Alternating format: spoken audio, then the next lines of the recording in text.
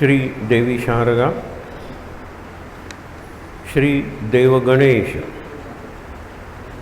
प्रभु श्री रामचंद्र, भगवान श्री गोपाल कृष्ण, श्री महारुद्र हनुमान, महर्षि श्री वेद व्यास, श्रीमद आद्य शंकराचार्य, सद्गुरु श्री ब्रह्मचैतन्य महाराज या सर्वांच्या प्रेरणेनं आणि तुम्ही इथे जे सर्व मंडळी जमलेली आहात त्यांच्या आशीर्वादानं काल आपण पहिला दिवस असल्यामुळे एकंदर महाभारताची एक रूपरेषा बघितली. आज अगदी सुरुवातीपासून सुरुवात करूया. महाभारत लिहिलं कोणी? व्यासाने, रचयिता. पण ॲक्च्युअल लिहिलं गणेशाने, गणपतीने. हे प्रश्न विचारले जातात. महाभारत कुणी लिहिलं? तर गणपतीने लिहिलं. महाभारत रचलं कोणी? कंपोज्ड, व्यासाने रचलं. प्रसंग काय होता? व्यास. आज आपण पाहणार आहोत की महाभारतात व्यास हे पात्र आहेत, जसं वाल्मिकी हे रामायणात पात्र आहेत. सहज एक जाता जाता बघायचं की वाल्मिकीसुद्धा वाल्या कोळी आपण म्हणतो, आणि सत्यवती ही कोळी नव्हती, तिचे पुत्र व्यास आहेत. म्हणजे दोन्ही कोळीच आहेत परंपराने. म्हणून काल आपला जो मुद्दा होता की कार्य तुमचं जे आहे त्यावर तुमचा वर्ण ठरतो. वर्णानं ब्राह्मण आहेत दोघे, कारण केवढं ज्ञान त्यांनी मिळवलं आणि केवढं ज्ञान त्यांनी आपल्या ग्रंथातून लोकांपर्यंत पोचवलं. म्हणजे असं आरुह्य कविता शाखा वंदे वाल्मिकी कोकिलम आपण म्हणतो. कवी वाल्मिका सारिखा मान्य ऐसा. त्याच्यात वसिष्ठापरी, शुकासारिखे, वाल्मिका, व्यासांचा उल्लेख नाही केला. व्यासांची प्रतिभाच निराळी आहे. व्यासाने एक परंपरा तयार केली. आणि आपण म्हणतो ना की आता मी बसलोय ते व्यासपीठ आहे, माझी योग्यता काय मला माहीत नाही, पण बसलोय ते व्यासपीठ आहे. आता व्यासपीठाची म्हणून जी एक गरिमा आहे, जी महती आहे, मी पाळली पाहिजे. ती बोलताना, उदाहरणं देताना मी एक व्यवस्थित अशी पातळी राखली पाहिजे जी व्यासांची आहे. म्हणून सांगतो तुम्हाला की दोन्ही कोळी त्यांनी जे ग्रंथ लिहिले ते सगळ्या जगाने डोक्यावर घेतले. अक्षरशः सगळ्या जगाने, सगळ्या भाषेत भाषांतर झालेले आहेत. वाल्मिकी जर कवितेच्या फांदीवरचा कोकिळ असेल तर वाङ्मयाच्या अंतराळातला गरुड म्हणजे व्यास आहे. लक्षात घ्या. कोकिल फांदीशी आहे, तो तिथे गातोय, त्याला तुम्ही म्हणता मधुरम राम रामे ते मधुरम मधुराक्षरम, राम राम म्हणतोय कोकिळ वाल्मिकी. व्यास काय हो? गरुड आहे तो, गरुड. विनता ही गरुडाची आई आहे, म्हणून त्याला वैनतेय असा शब्द आहे. पुढे जर आली कथा सगळ्याच या महाभारतातल्या आहेत. आपण सुरुवात करणार होतो व्यासांपासून. आता व्यासांचा जन्म वगैरे सगळं करायलाच पाहिजे पण आपण ते नंतर बघूया. व्यास रचयिते आहेत. ज्या वेळेला त्यांना वाटलं की अरे युद्ध संपलेलं आहे, काहीतरी समाजाला संदेश नको का द्यायला, आपण आपल्या या मालिकेचं हे प्रवचन दशक आहे, 10 प्रवचन आहेत, त्याचं नाव दिलेलं आहे महाभारत कथासार.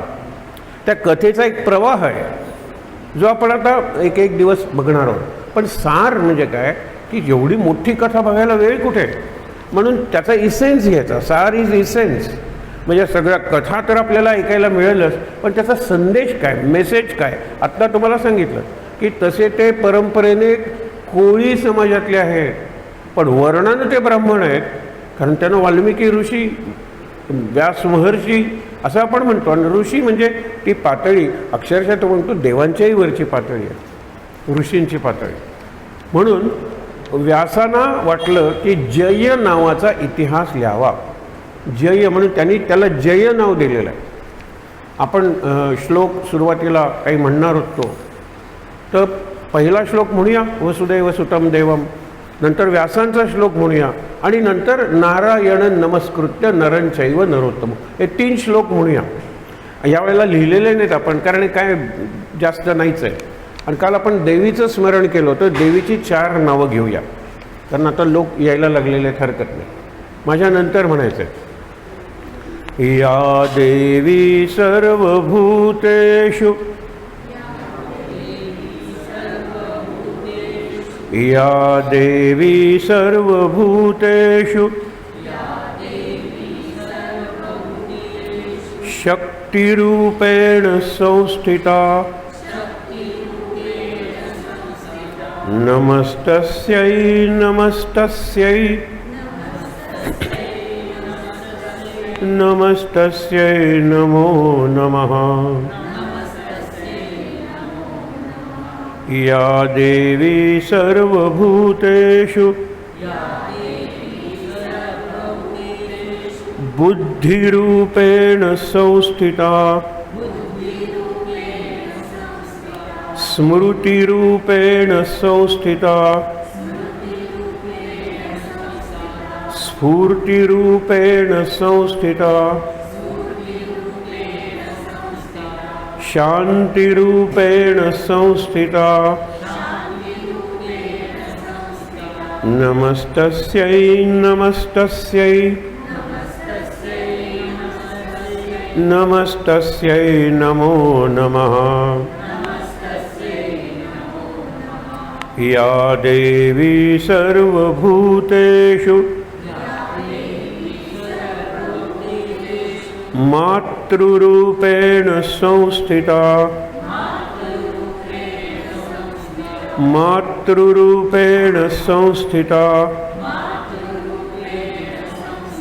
नमस्तस्यै नमस्तस्यै नमस्तस्यै नमो नमः. नमस्तस्यै नमो नमः. नमस्तस्यै नमो नमः.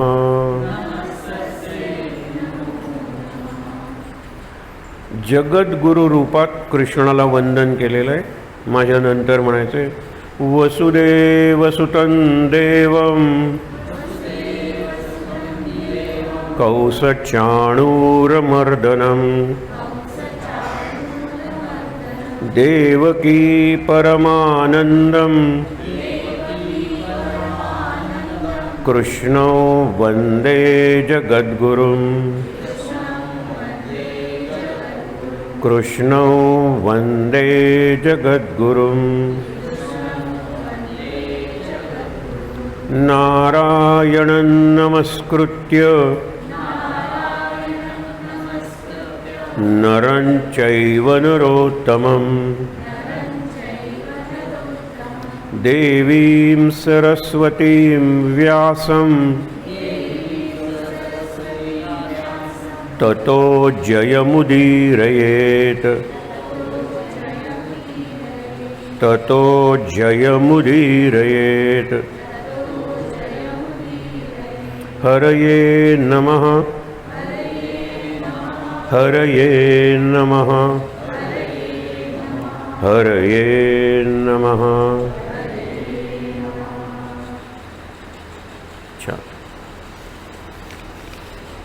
24,000 श्लोकांचा जय नावाचा इतिहास व्यासाने लिहिला आहे, आपण काल पाहिलं. नंतर त्यांनी आपल्या जो शिष्य वैशंपाय त्याला सांगितलं की हा तो आता सांगत राहा. मग जन्मेजय त्यांनी सर्पसत्र सुरू केलं होतं. ते का केलं होतं? जन्मेजयाचे वडील परीक्षिताला दंश केला तक्षकाने, म्हणजे सर्पांच्या राजानं. सूड म्हणून, आता सूडाचा प्रवास महाभारत म्हणून एक मोठं पुस्तक आहे. महाभारत सूड, प्रत्येकजण सूड घेतोय, पण आपण सूडाची बाजू न बघता शांतीची, प्रेमाची बाजू बघणार आहोत. म्हणून त्यांनी सर्पसत्र सुरू केलं जन्मेजयाने. सगळीकडून नावं घेतली, कर्कोटक वगैरे निरनिराळी नागांची नावं, आणि ते नाग उडून जळायला लागले त्या यज्ञात.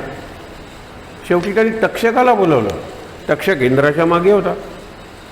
मग त्यांनी आहुती देताना इंद्राय स्वाहा तक्षकाय स्वाहा, काय इंद्राला एरवी आहुती देऊन इंद्राच्या माध्यमातून अग्नी, वायू, वरुण यांना पुरवल्या जातात त्या आहुती. इथे इंद्राचीच आहुती. त्यावेळेला काहीतरी भयंकर घडेल इतक्यात ते आस्तिक ऋषी येतात, ज्यांची माता ही सर्पवंशातली आहे. ते येऊन म्हणतात थांबवा हे सर्पसत्र, कारण ही जी सृष्टी आहे त्या सृष्टीत सर्पांना सुद्धा एक रोल आहे. काल आपण बघितलं एक भूमिका आहे आणि इम्पॉर्टंट प्लेस.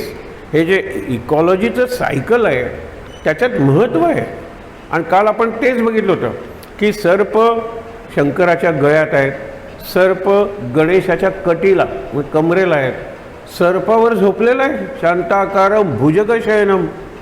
ज्यावेळेला अमृत मंथन केलं, समुद्र मंथन, त्यावेळेला वासुकी नावाचा सर्पच वापरला होता.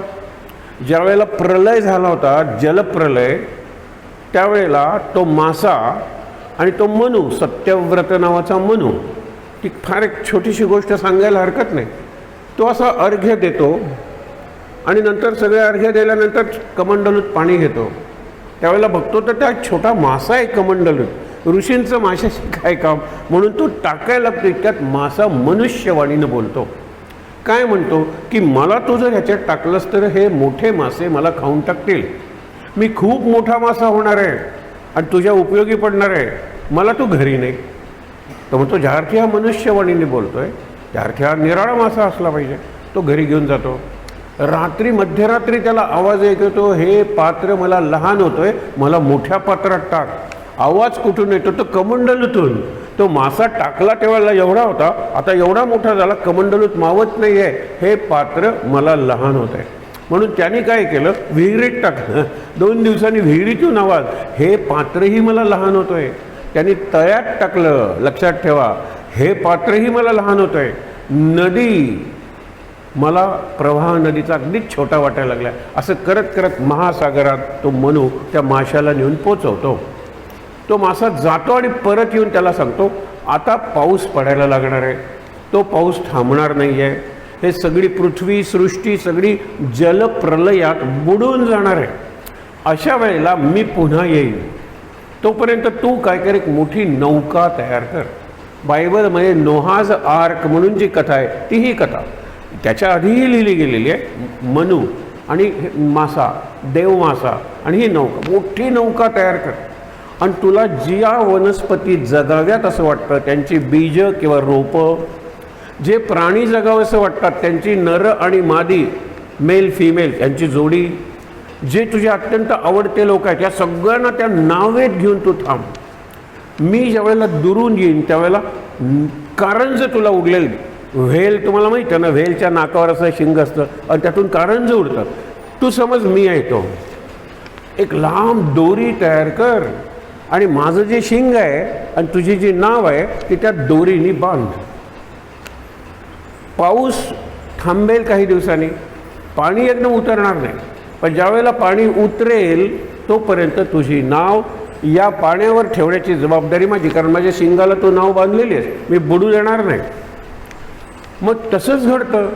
तो मासा येतो. आता इथे कुठल्या दोरीने बांधलेला आहे, परत सर्प आलेला आहे, वासुकी नावाचा सर्प. त्या सर्पाने बांधलेली आहे ती नाग. म्हणून सर्प हे आपल्या संस्कृतीत अत्यंत महत्त्वाचं असं प्रतीक आहे, अत्यंत महत्त्वाचा असा जीव आहे सर्प. शेष नाग आपण म्हणतो, म्हणजे सगळं संपलं तर शेष उरतं, त्याला नाग म्हणलेलं आहे. आणि त्या शेषावर कोण आरूढ आहे? शेषशायी भगवान विष्णू. म्हणजे विष्णू हा शेष, शेषाचा स्वामी. शेष परत नागच आला. शेष नाग, तक्षक नाग, वासुकी नाग, अनंत नाग, हे सगळे जे आहेत ना फार महत्त्वाचं स्थान आहे. हे सांगण्यासाठी तुम्हाला ही कथा. मग पूर उतरेतोपर्यंत जलप्रलयाचा तो मनू आणि मासा त्यांचा संवाद आहे, त्याला मत्स्यपुराण म्हणतात.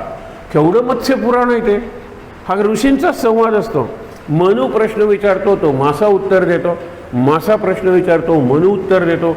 निरनिराळी कथानकं येतात आणि असं पुराण तयार होतं, मत्स्यपुराण. याच्यात अनेक स्तोत्र असतात, अनेक कथा असतात, अनेक मंत्र असतात.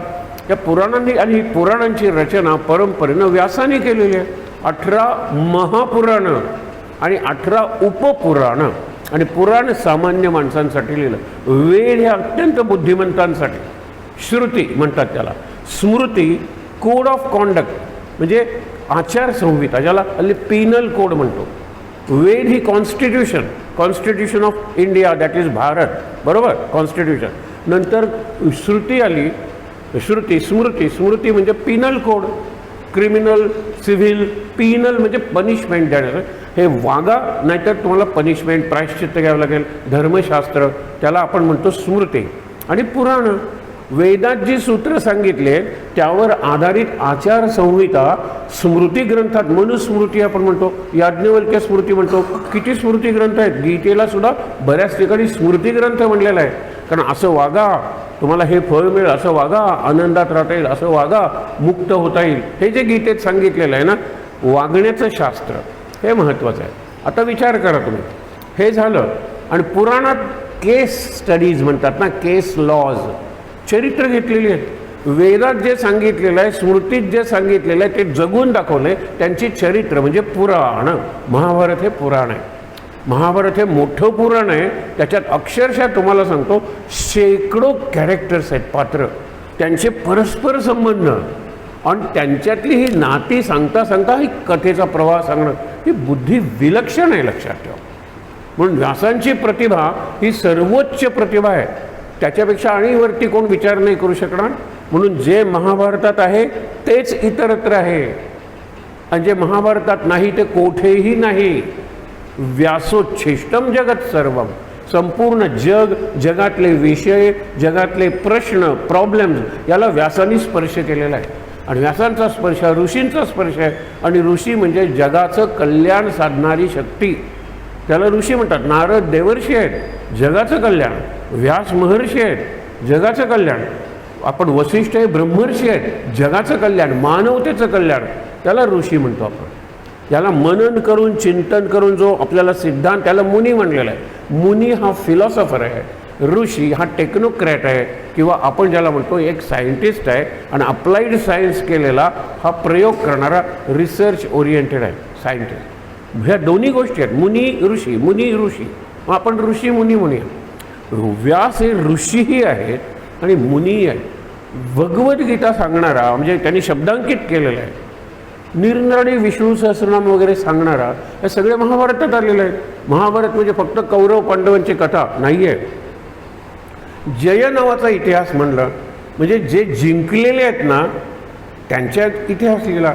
अगदी अलीकडचं उदाहरण घ्यायचं असेल तर 1857ला भारतात स्वातंत्र्ययुद्ध म्हणलं जातं, तर इंग्लंडमध्ये शिपायांचं बंड म्हणणं, म्युटिनी ऑफ सिपाई, ते त्याला बंडच म्हणणार, कारण त्यांचं राज्य होतं. आपण त्यांचं राज्य उखडून काढण्यासाठी आपण त्याला स्वातंत्र्ययुद्ध म्हणणार. म्हणजे जो जिंकलेला असतो त्याच्या बाजूने इतिहास लिहिला जातो. इकडे कोण जिंकलेले आहेत? पांडव जिंकलेले आहेत. म्हणून काल आपण 18 पर्व वाचताना आज मी पुन्हा वाचणार आहे, रिव्हिजन होऊ दे, म्हणजे तुमच्या लक्षात येईल की पांडवांच्या नावाचं एकही पर्व नाही आहे. पर्व म्हणजे सेक्शन, ज्याच्यात कधी कधी काही 100 अध्याय येतात. एकंदर मला वाटतं 1000च्या वर अध्याय आहे त्याच्यात. आणि आणखीन एक गंमत सांगणार आहे ती नंतर लक्षात ठेवण्यासारखी आहे. काय बुद्धिमान असतील व्यास, लक्षात ठेवा. आपण गणेशाला बुद्धीची किंवा ज्ञानाची देवता म्हणतो, त्याला आव्हान करणारी प्रसंग महाभारतात आहेत, ते बघूया. पण आत्ता लक्षात ठेवा की ज्या वेळेला व्यासानं लिहायचं होतं त्यावेळेला जिंकलेत, त्यांची नावं तशीच ठेवली. आणि हरलेत, दुःशासन नाव नाही, त्याचं नाव सुशासन आहे. दुर्योधन नाव नाही आहे, सुयोधन नाव आहे. सुमुख, सुकर्ण ही सगळी अशी नाव आहेत. पण ते दुर्मुख झालं, दू केलं, कारण ती हे दाखवण्यासाठी पराभूत झालेले. पराभूत का झाले? त्यांनी कुणाचंच ऐकलं नाही चांगल्या लोकांचं. म्हणजे हे एका अर्थाने नेगेटिव्ह फोर्स आहे, नेगेटिव्ह एनर्जी आहे कौरव. पॉझिटिव्ह एनर्जी आहे, पॉझिटिव्ह फोर्स किंवा शक्ती आहे पांडव आहेत. म्हणून पांडवांची नावं तशीच ठेवली, कौरवांची नावं दुर्योधन, दुःशासन, दुर्मुख, दुर्जय. त्याला दुसरं दुर्योधन म्हटल्यानंतरही त्याला अर्थ आहे. पण युधिष्ठिर सतत सुयोधन म्हणतो, तो दुर्योधन म्हणत नाही. तो कधी दुःशासन म्हणत नाही, तो सुशासन म्हणतो. आणि काल आपण एक विधान केलं होतं की आदी पर्व सुरुवातीपासून ते अंतिम पर्व सगळेजण स्वर्गाच्या मार्गाने निघाले. पहिल्यांदा द्रौपदी, नंतर सहदेव, नंतर नकुल, नंतर अर्जुन, नंतर भीम क्रमाक्रमाने पडले. हा सदेह स्वर्गात गेला युधिष्ठिर. म्हणून आदी पर्वापासून अंतिम पर्वापर्यंत युधिष्ठिर आहे. युधिष्ठिराचं चारित्र्यच निराळं आहे. आपण युधिष्ठिराचं जन्म चरित्र बघणार त्यावेळेला तुम्हाला सांगेन. पण आता लक्षात घ्या की व्यासांना वाटलं की जय नावाचा इतिहास, जय कोणाचा झाला, यांचा झाला. महाभारताच्या शेवटी व्यासाने हात वर करून मानवजातीला जे सांगितलंय ते इतकं सत्य आहे की त्यावेळेपेक्षा आज ते जास्त आवश्यक आहे. ऊर्ध्व भाऊर विरौमेश, हात वर करून मी काय करतोय, ओरडून सांगतोय जगाला, न च कश्चित शृणोति मे, माझं कोणी ऐकत नाही आहे. मी त्यांना सांगतोय काय, धर्मात अर्थश्च कामश्च, धर्माच्या पायावर आधारित अर्थ. अर्थ म्हणजे नुसता पैसा नाही आहे, सगळी साधनं उपभोगाची, निर्मितीची, उत्पादनाची साधनं. आणि धर्म म्हणजे नियम, धर्माचा पाया, अर्थ काम ही इमारत आणि मोक्ष हा कळस, असं जीवनाचं मंदिर तुम्ही का उभारत नाही. मी गीतेत हे सांगितलंय. विष्णू सहस्रनाम स्तोत्रात तुम्ही जर सगळ्या नावांच्या अर्थाचा विचार केलात, हाच विचार मी दिलेला आहे, लक्षात ठेवा. म्हणून माझं कोणीही ऐकत नाही, ते निराश झाले. अशा वेळेला नारद येतात. आता नवीन ग्रंथाची निर्मिती होते, तो म्हणजे भागवत.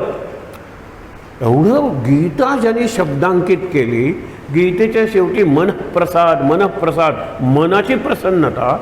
आणि का हे, कारण एक गोष्ट लक्षात घ्या की ज्यांनी गीता सांगितली त्याची मुलं, त्याचे नातू म्हणजे कृष्णाचे, त्याचे पुतणे शेवटी एकमेकात भांडले, त्यांना व्यसनं लागली.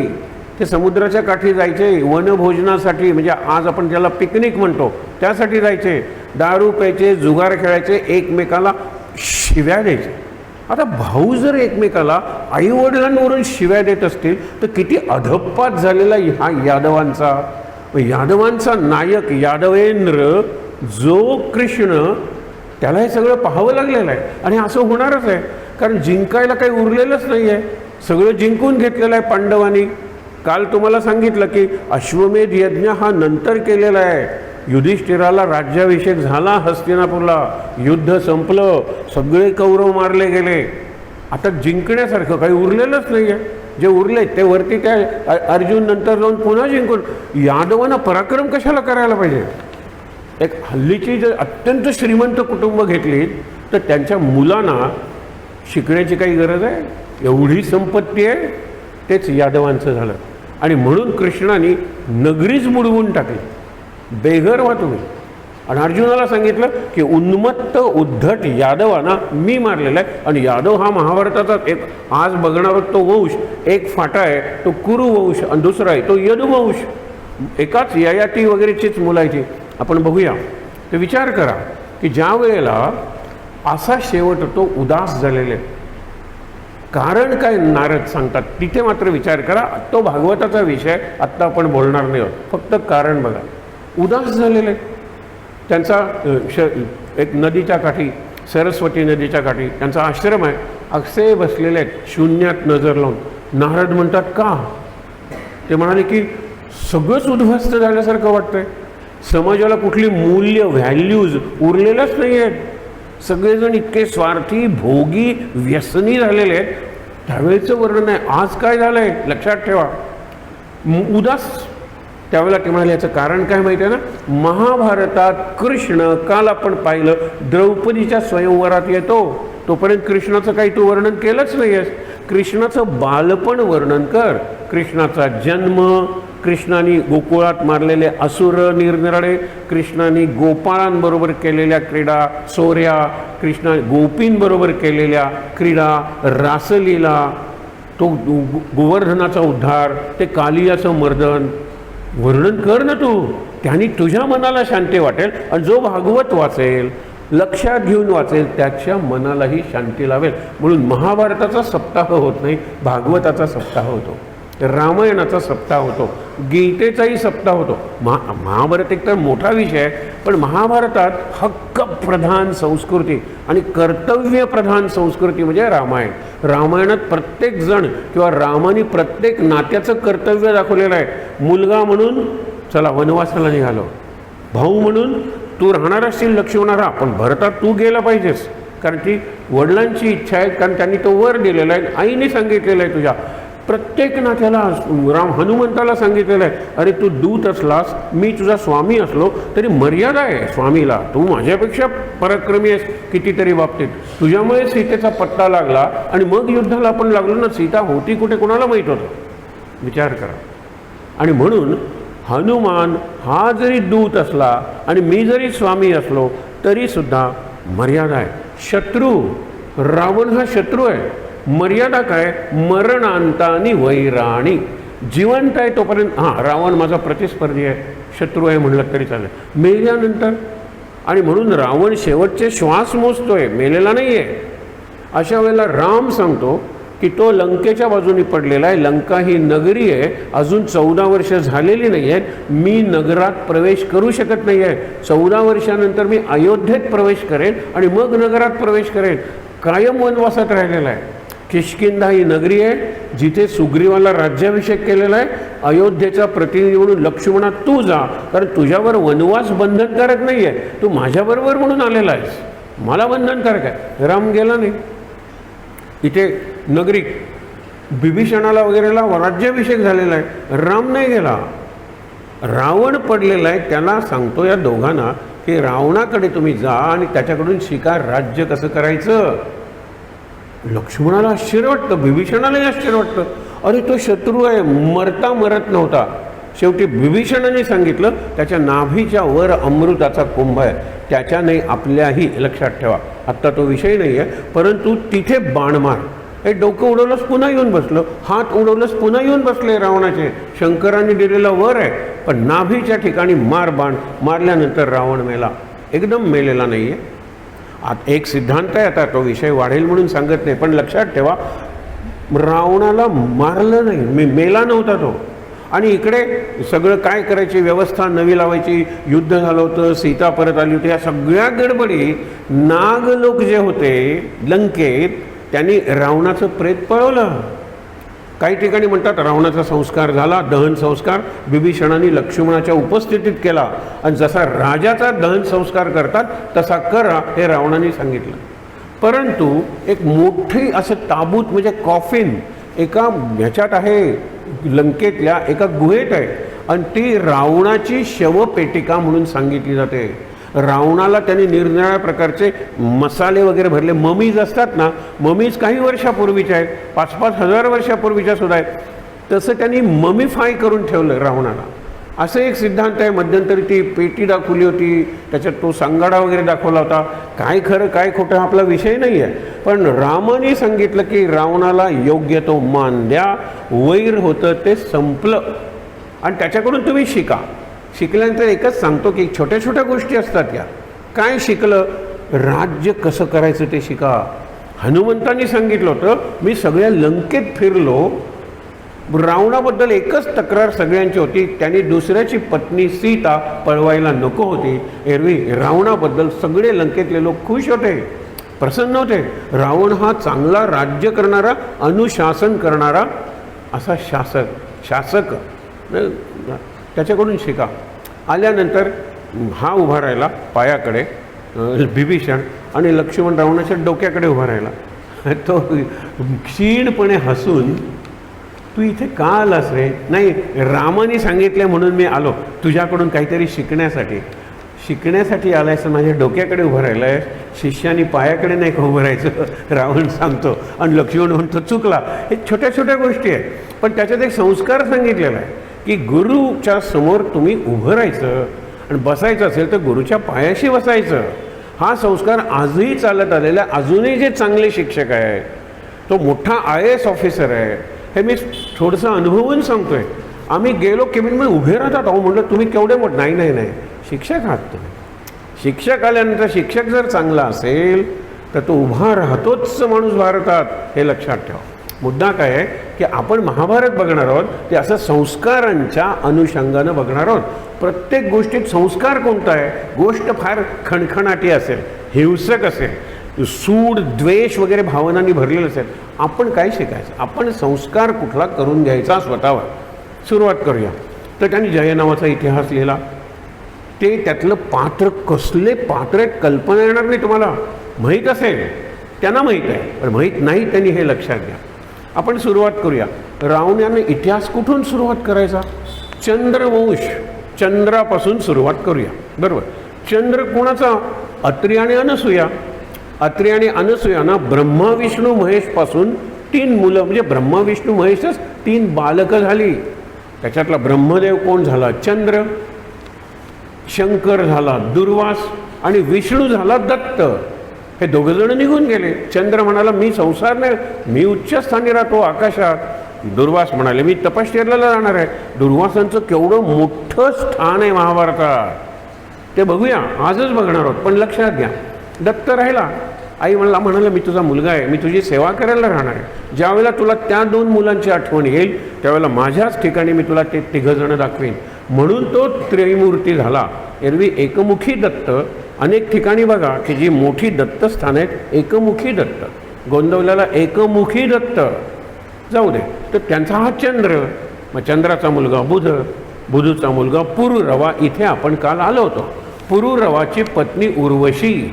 ही उर्वशी अत्यंत सुंदर अशी अप्सरा. ऋषींचं ज्यावेळेला तुम्ही तपोभंग करायला अप्सरा पाठवतात त्यावेळेला खरे जे ऋषी आहेत की जे ध्यानात गुंतलेले आहेत ते म्हणतात तुझा काय माझ्यावर प्रभाव पडणार आहे? बिलकुल पडणार नाही. म्हणून तो मारतो आपल्या मांडीवर. उरू म्हणजे मांडी, त्या उरूतून ती प्रकट झाली म्हणून उर्वशी, हे उर्वशी नाव पडलं. बाकीच्या रंभा मेनका वगैरे या अप्सरांनी मान खाली घातलं, एवढी उर्वशी सुंदर होती. कारण उर्वशी आणि अर्जुन यांची कथा आपण बघितली, ती आता रिपीट करायची नाही.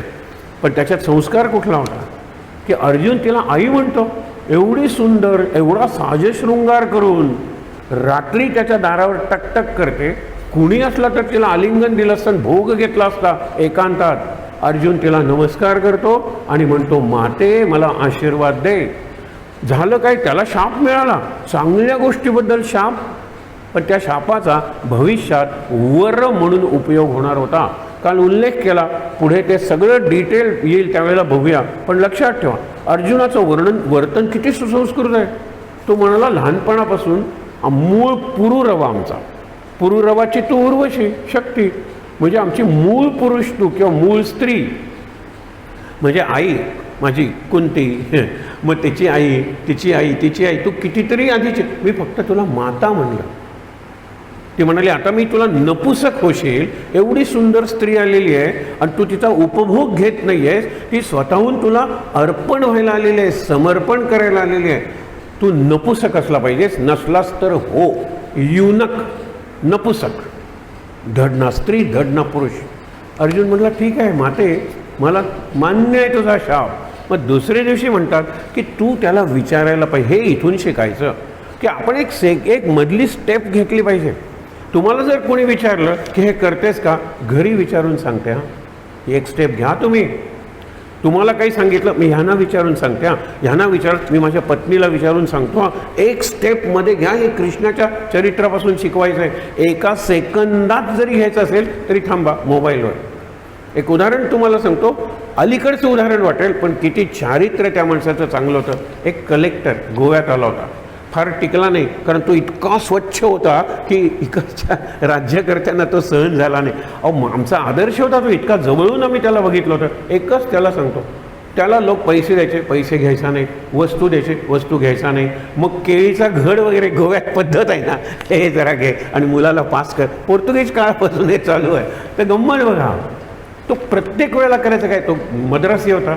फोन घ्यायचा आणि त्या तामिळमध्ये काय कुठे काहीतरी बोलायचा. हां तो कुठे लागलाही नसेल फोन. आईने सांगितलंय घेऊ नकोस, सॉरी. आईने सांगितलंय घेऊ नकोस, सॉरी. हा केवढा संस्कार आहे विचार करा. तो काही घ्यायला तयार नाही. मी माझं कर्तव्य म्हणून तुझं काम केलेलं आहे, त्याच्याबद्दल काहीही घेणं ही लाच घेण्यासारखं आहे. I am not corrupt. तसं लक्षात घेतलं तर व्यासानी जे वर्णन केलेली कॅरेक्टर्स आहेत त्या प्रत्येकात असं काहीतरी पॉझिटिव्ह आहे. त्याच्यावर आपण केंद्रित करूया विचार. आपण पुरुरवा बघितला. गंमत सांगायला हरकत नाही. उर्वशी म्हणाली मी अप्सरा आहे, मी स्वर्गात राहते, पण तू एवढा तेजस्वी सुंदर आहेस.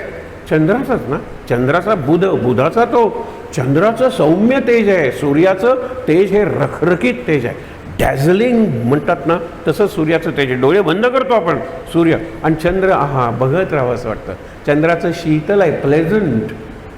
तसा तो पुरुरवा होता. मलाही तो आवडलेला आहेस. पण एक लक्षात ठेव, मी रात्री फक्त तुझ्याकडे येईन. आणि अट आहे माझी, हे 2 मेंढे मी आणलेले आहेत. 2 मेंढे म्हणजे ही गोट्स, ते मला प्राणप्रिय आहे. ते जर माझ्यापासून दुरावले की त्या क्षणी मी स्वर्गात निघून जाणार. आणि दुसरं, मी सोडून कुणालाही तू अनावृत अवस्थेत, विवस्त्र अवस्थेत दिसता कामा नयेस. तो म्हणाला मला दोन्ही मान्य आहे. म्हणून हा रात्री मधून उठून बघायचं, मेंढे आहेत ना बांधलेले. आणि उर्वशीबरोबर अत्यंत शृंगार त्याचा चालू असायचा. इंद्र अस्वस्थ झाला, उर्वशी गेली म्हणजे काय हो, इंद्र म्हणजे भोग, इंद्र म्हणजे अतिभोग, इंद्रियांचे भोग, त्याला इंद्र म्हणतात, हे लक्षात ठेवा. उर्वशी, मग तो जातो गुरुकडे, काय करायला पाहिजे. तो म्हणला मी योग्य ते करतो. उर्वशी आणि पुरुरवा ज्या वेळेला एकांतात असतील त्यावेळेला इंद्रा तू जा आणि ते मेंढे चोर. इंद्र असल्या कामात एक्सपर्ट. कुणाचा शीलभंग करायचा आहे, कुणाचा चारित्र्यभंग करायचा आहे, या बाबतीत इंद्र हुशार. कुठला अश्वमेधाचा घोडा लपवायचा आहे, इथे 2 मेंढे चोरायचे. आणि मेंढे चोरायचे ते मे करायला लागल्यानंतर ही म्हणाली माझे मेंढे कोणतरी नेतोय बघ तो. हा विवस्त्र होता ना, त्यांचा एकांत चालू होता. ते कोण, अंधार होता सगळीकडे. तो मेंढ्यांच्या मागे पकडायला गेला. इतक्यात आकाशात वीज चमकली आणि इंद्राने त्याला विवस्त्र अवस्थेत बघितलं, पुरुरवाला. त्यावेळेला ती म्हणते की आता अट माझी मोडलेली आहे, मी जाते परत स्वर्गात. आणि उर्वशी स्वर्गात गेली. पण पुरुरवानंतर तो वंश चालू राहिला. नहुष नावाचा राजा. हा नहुष हा इतका तुम्हाला सांगतो सात्विक राजा आहे की इंद्राला शाप मिळाला. आता ती कथा सांगायला पाहिजे पण नको सांगायला, कारण किती कथा होतील. आणि इंद्र आत्ता आपला महत्त्वाचा विषय नाही आहे. इंद्राला शाप मिळाला, त्याला ते इंद्राचं आसन रिकामं करावं लागलं. आसन रिकामं ठेवायचं नाही. आजही हा नियम पाळला जातो. एखादा पंतप्रधान जर गेला तर त्याचा अंत्यसंस्कार होईतोपर्यंत शपथविधी करून काळजीवाहू केअरटेकर प्राईम मिनिस्टर नेमावा लागतो, नाहीतर त्याचा अंत्यसंस्कार करता येत नाही. आपण ते गाणं म्हणतो ना, किंवा आपल्याला माहीत आहे, the king is dead, long live the king. आता मेलाय तर लॉंग लिव्ह काय, नवीन राजा आलेला आहे. नवीन राजा आल्याशिवाय, त्याचा शपथविधी झाल्याशिवाय किंवा त्याला राज्याभिषेक झाल्याशिवाय आधीच्या राजाचा अंत्यसंस्कार करायचा नाही, हे लक्षात घ्या तुम्ही. आणि म्हणून इथे तसंच झालं. हा इंद्र गेला, उर्वशी वरती गेली, हा पुरुरवाचा नहुष. अगदी मुलगा नाही, लगेच नातू असेल, पण नहुष हा फार महत्त्वाचा आहे. महाभारतात पुढे एक पर्व आहे, ते मात्र आत्ताच सांगतो कारण आपण नहुषाकडे पुन्हा येणार नाही. हा नहुष इंद्र झाला. आता इंद्र झाल्यानंतर तो म्हणतो मला इंद्राणी पाहिजे. हां, इंद्राचं सिंहासन नको, जे इंद्राचं आहे ते सगळं माझं झालं. इंद्राची पत्नी जी शची नाव आहे, शनी तसं शची किंवा इंद्राणी, ती मला मिळाली पाहिजे. इंद्र हे सगळे आहेत ना, सगळे फार धूर्त आहेत, लक्षात ठेवा. हल्लीच्या भाषेत स्मार्ट. आणि मी लोकांना नेहमी सांगतो, बी इंटेलिजंट नॉट स्मार्ट. स्मार्ट म्हणजे कोल्हा स्मार्ट आहे, बिरबल इंटेलिजंट आहे. दोघांनी चतुर कोल्हा चतुर बिरबल म्हणतो. बिरबलांनी दुसऱ्यांना वाचवण्यासाठी बुद्धी वापरली आहे आणि कोल्ह्यांनी स्वार्थासाठी बुद्धी वापरली आहे. हा फरक लक्षात ठेवा. Don't be smart, be intelligent. इथे हा स्मार्ट झालेला आहे. तो म्हणतो तिची हरकत नसेल तर तुला तिचा भोग घ्यायला माझी काही हरकत नाही आहे. कोण म्हणतो? इंद्र. इंद्रांनी सांगायला पाहिजे तुला सिंहासन मिळालं आहे, माझी पत्नी कशी तुझी? तिची हरकत नसेल तर माझी हरकत नाही. आता परत तिच्यावर आलं. तो म्हणतो की तुझ्या पतीची हरकत नाही आहे. मग ती सुद्धा हुशार आहे ना, इंद्राची पत्नी आहे. ती म्हणते की आत्तापर्यंत कोणीही ते वाहन वापरलेलं नाही आहे आणि कोणालाही कल्पना करता येत नाही अशा वाहनातून तू मला न्यायला ये, मी तुझ्याबरोबर येईन. विचार करा. घोड्याचं वाहन होतं, हंसाचं वाहन होतं, पुष्पक विमान होतं, गरुडाचं वाहन आहे, मोर, सगळी वाहनं आहे ती. विचार कर. डोलीसुद्धा माणसांनी नेलेली आहे, ऋषींनीच चालवलेली डोली. कल्पना करता येणार नाही. ऋषींचं स्थान हे सर्वोच्च आहे, लक्षात ठेवा. आणि हे सर्वोच्च स्थान आहे. अशा वेळेला तो नहुष म्हणतो की तुम्ही त्या डोली घ्या, पालखी, आणि तुम्ही पालखीतून मला इंद्राणीकडे किंवा शचीकडे घेऊन जा. कोणी कल्पनाही करणार नाही की ऋषींच्या खांद्यावर पालखी. अरे ऋषींची पालखी राजांनी नाचवायला पाहिजे. इथे राजाची पालखी ऋषी, पण हा राजा एवढा चांगला होता आणि ऋषींना माहीत होतं काहीतरी घडणार आहे. ऋषी तयार झाले, पण ऋषींना ते पालखी न्यायचा प्रॅक्टिस कुठे होतं.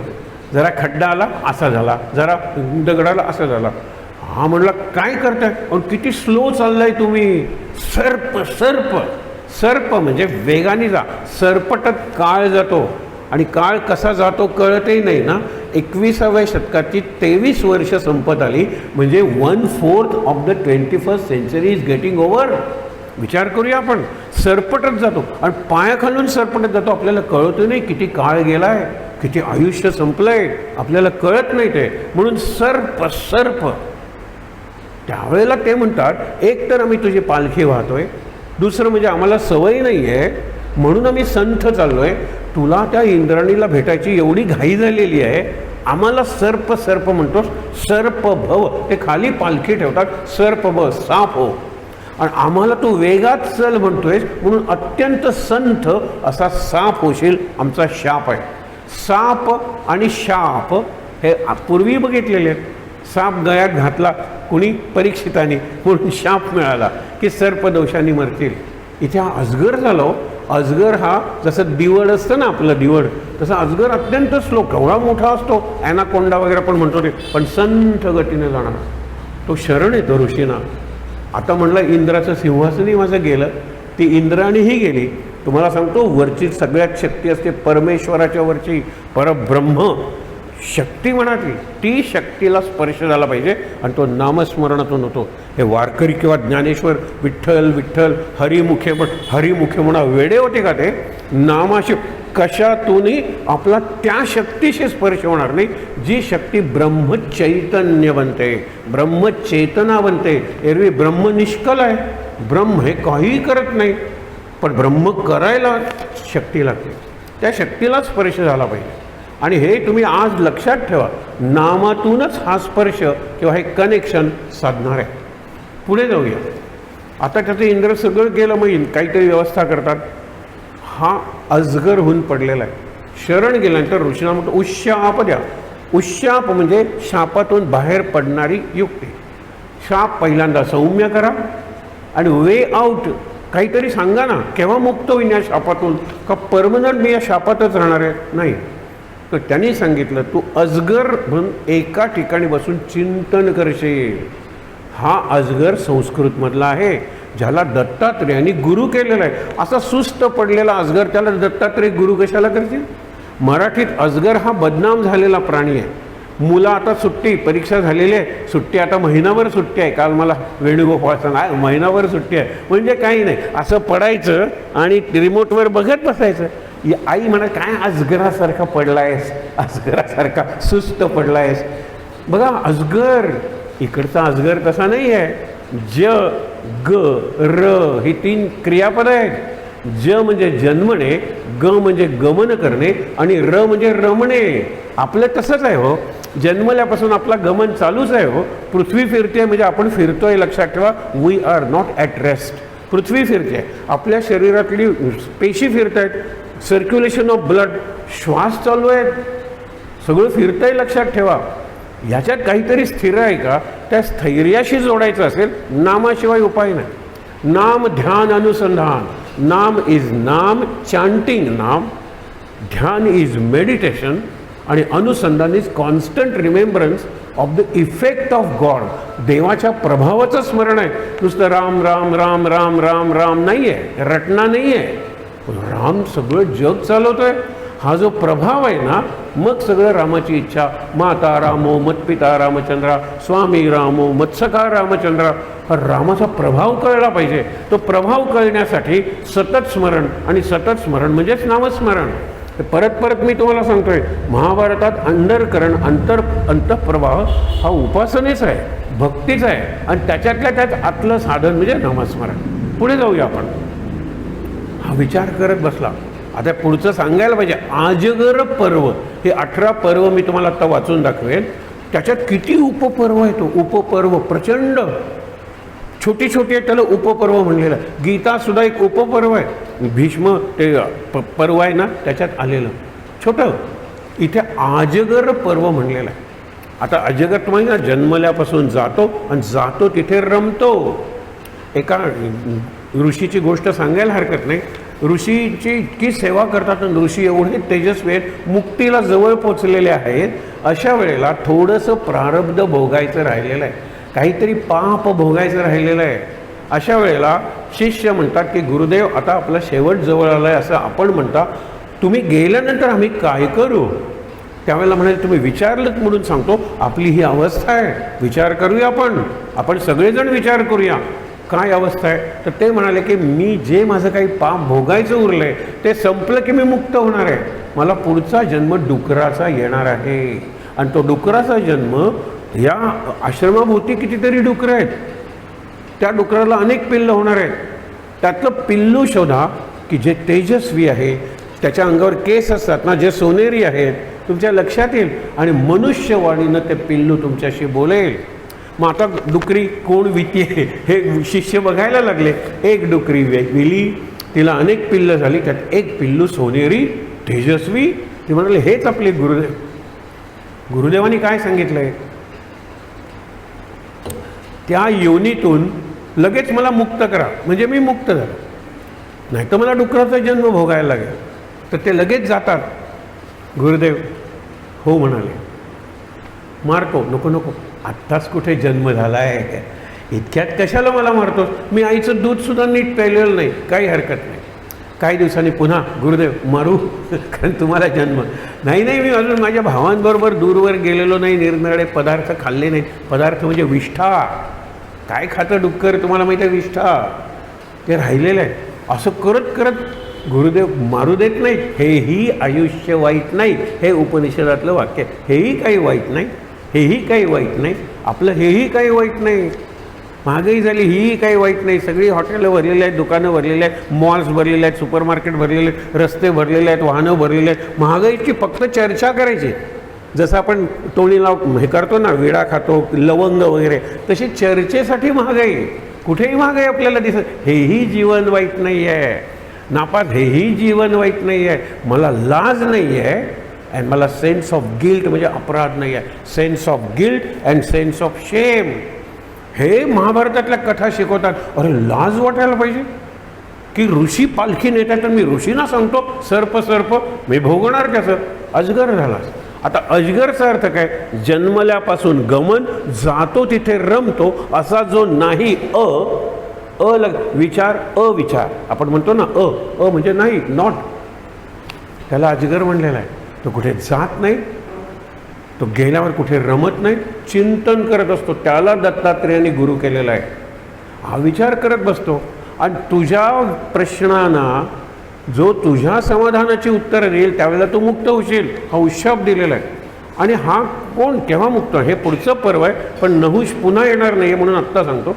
हा विचार करत बसतो, त्याला खूप चांगले प्रश्न पडतात. येणाऱ्या ऋषींना म्हणतो, ऋषी उत्तर द्या, त्याचं समाधान होत नाही.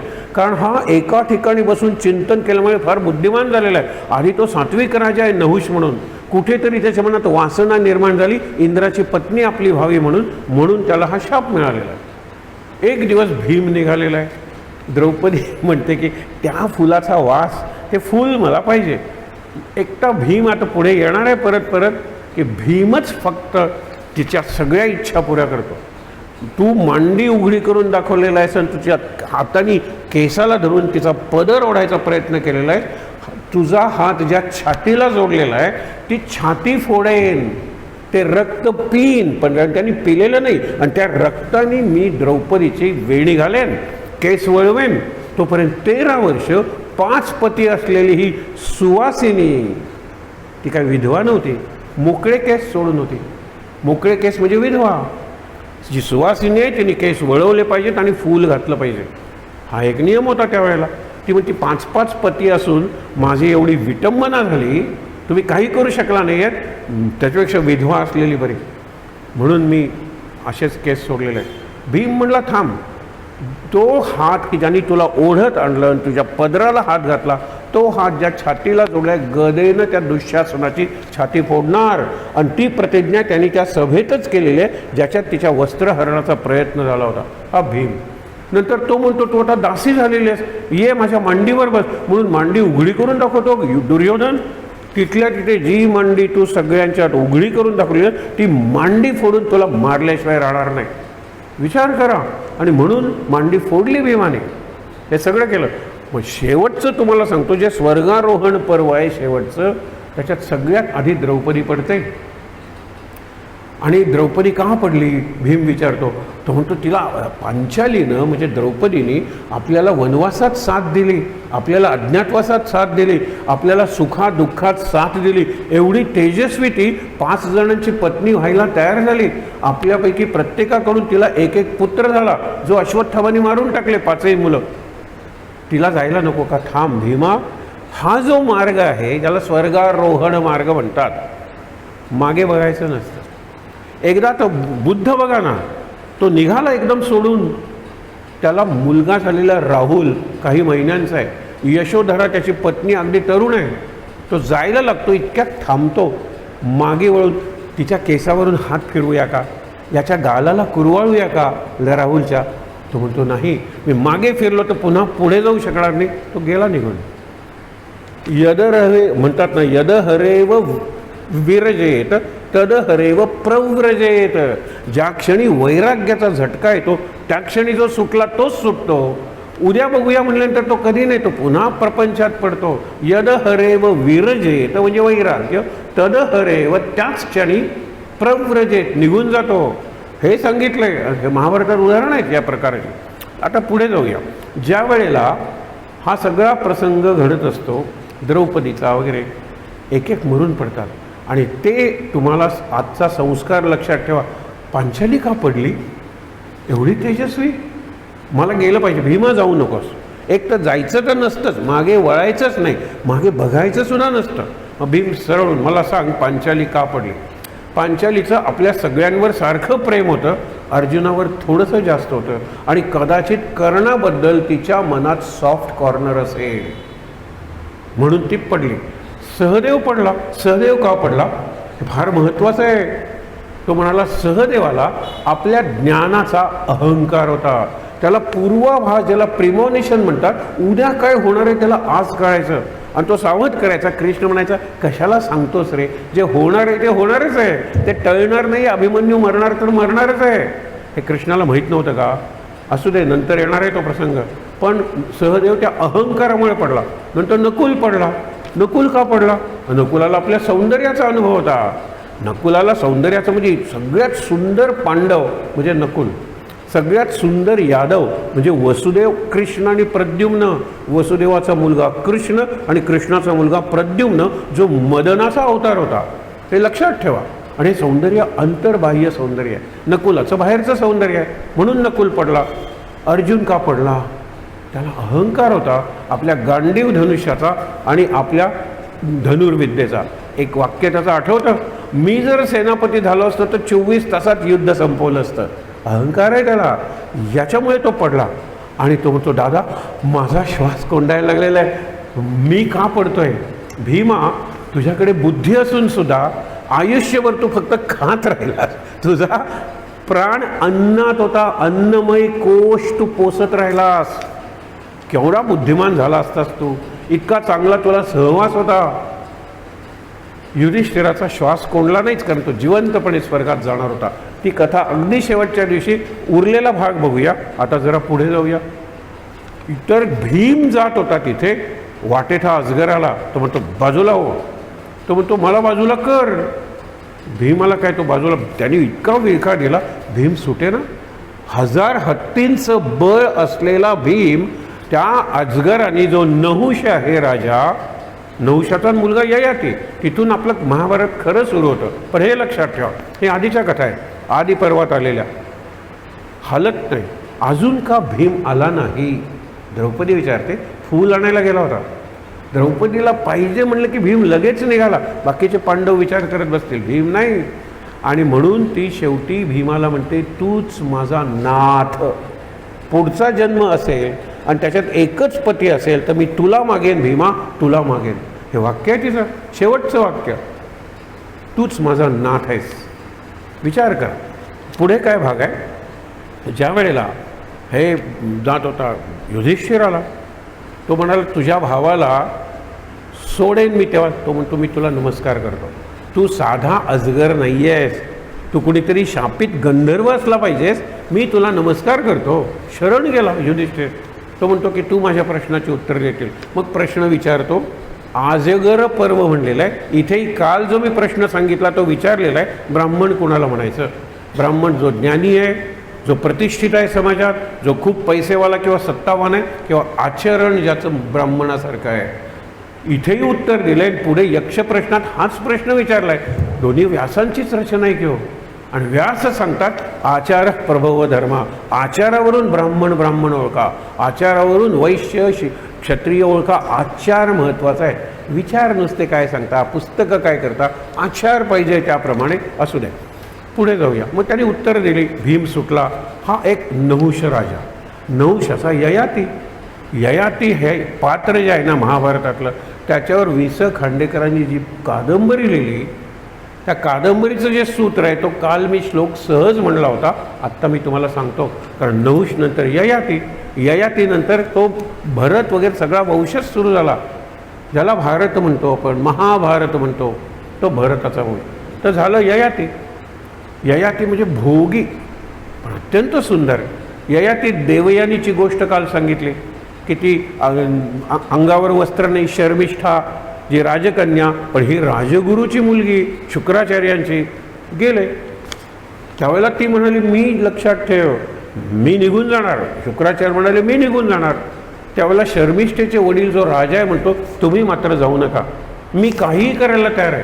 तो म्हणतो तू काही करायचं नाहीस, तुझी जी मुलगी आहे, मी आता ययातीशी लग्न केलेलं आहे. ययाती हस्तिनापूरचा राजा आहे. मी हस्तिनापूरला जाणार, तू आयुष्यभर माझी दासी म्हणून राहायचं. शर्मिष्ठा म्हणते तुझे वडील जर इथे राहणार असतील तर देशासाठी, देशाच्या गौरवासाठी मी तुझी दासी कायमची यायला तयार आहे. ठीक आहे. मग ती जाते. तिला सांगितलं आहे काल, तुम्हाला सांगितलं, परत रिपीट करत नाही. अंधारात यायचं आणि अंधारात जायचं आणि राजाला दिसायचं नाही. राजघराण्यातल्या कुठल्याही पुरुषाला दिसायचं नाही. पण एक दिवस ययातीच आत जातो ना अंतःपुरात, ती सेवा करत असते देवयानीची, पाय चेपत असेल, काही करत असेल. तू ही कोण? त्यावेळेला तिचं तेज लक्षात येतं. ती सावळी असेल, लक्षात ठेवा. द्रौपदी सावळी आहे, कुंती सावळी आहे, माद्री जी दुसरी बायको आहे पंडूची ती गोरी आहे. त्या सीता सावळी आहे. आपण सीता गोरी वगैरे म्हणतो, पण असं सावळं तेज आहे ज्याला मेटॅलिक लस्टर म्हणतात ना, धातूचं जे तेज आहे ते तेज या 3 स्त्रियांचं आहे. आणि ते तेज गोरी जी स्त्री आहे ना तिच्यापेक्षा तेजस्वी आहे. भल्या भल्याना भुरळ घालणारं, मोहात पाडणारं असं ते तेज आहे. कुंतीचं आहे, द्रौपदीचं आहे, सीतेचं सुद्धा वर्णन केलं जातं. असू दे. आता लक्षात घ्या की ज्या वेळेला हा ययाती शर्मिष्ठेकडे जातो आणि म्हणतो मी तुझ्याशी गांधर्व विवाह करतो, तिला राजा आवडलेलाच असतो, ती राजकन्याच आहे. ती म्हणते काही हरकत नाही, पण एक आहे की दिसायचं नाही कधी बाहेर. ती म्हणाली मला ती तिन्हीच अट घातलेली आहे. पण शेवटी तिला 2 मुलं होतात. खरं 3 होतात, पण 2 महत्त्वाचे आहेत. आणि देवयानीला 2 मुलं होतात. आता पांडवांचा वंश पुढे सुरू झाला.